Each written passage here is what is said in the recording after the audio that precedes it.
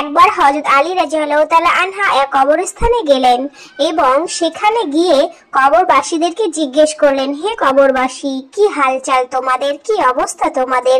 তখন এক কবরের ভিতর থেকে গায়েবী আওয়াজ আসলো, হে আলী, কাফন ছিঁড়ে গেছে, হাড্ডিগুলো চূর্ণ বিচূর্ণ হয়ে গেছে, সম্পদ তো জানি না কোথায় পড়ে আছে, কিন্তু তার হিসাব এখনো দিতে হচ্ছে। হে আলী, তুমি বলো আমার পরিবারের কি খবর, তাদের কি অবস্থা?